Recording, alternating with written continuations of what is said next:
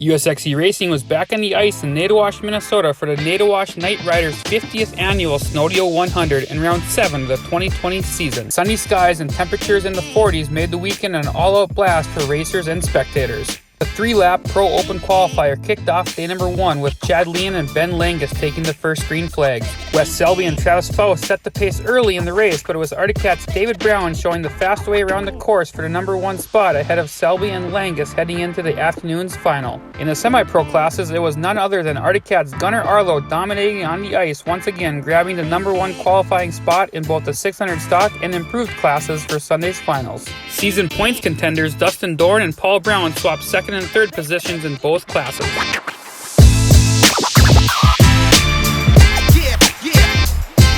Pro Open racers took to the lake for the 10-lap heads-up final. Number 1 qualifier David Brown grabbed the hole shot in front of Wes Selby and Chad Leon. After lap number 1, Brown and Selby broke away from the rest of the field into a heated battle, swapping for the lead a few times until Selby ran into mechanical issues midway through the race, backing off of the lead. Zach Herfindahl ran into issues as well, along with Leon and a few other riders, causing them to DNF, leaving David Brown to cruise to his first pro victory ahead of Wes Selby and Polaris' Travis Faust making the podium.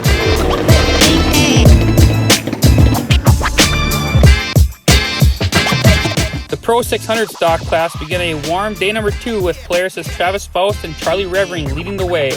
Chad Leon and Ross Erdman battled fast times on their 4-stroke Arctic Cats, with Leon edging out Erdman by less than a second at the checkers and Wes Selby finishing not far behind in third.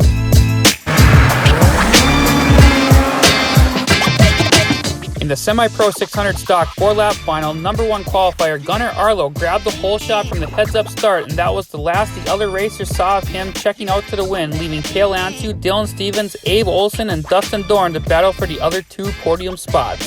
Ansu and Stevens battled hard for second and third all race, but both would finish behind Arlo on the podium. In the semi-pro improved class, Gunnar Arlo once again was looking like the early favorite until blowing a belt on lap number 2, handing the lead to Skidoo's Dustin Dorn, who eventually would take his second class win in a row ahead of Paul Brown and Vince Van Slyke for his first USXC podium.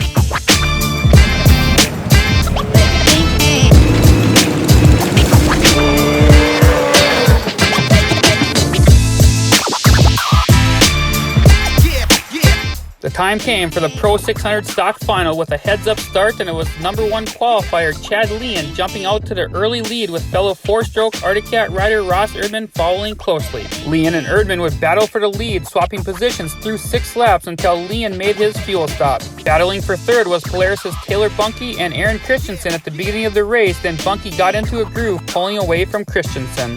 Erdman made his fuel stop, giving Bunke the lead for 2 laps until he made his required fuel stop. That put Chad Leon back in the lead ahead of Erdman, Bunke, and Christensen in 4th. The battle for 5th was intense, with Brown, Selby, Hattin, and Herfindahl swapping positions the last half of the way, while second-place rider Ross Erdman ran into motor issues on the last lap, causing him to DNF, moving everybody up 1 spot. Zach Herfindahl made a last push on the final lap to get around Wes Selby for 4th, with Chad Leon cruising to his second win of the season ahead of Polaris' Taylor Bunke and Aaron Christensen.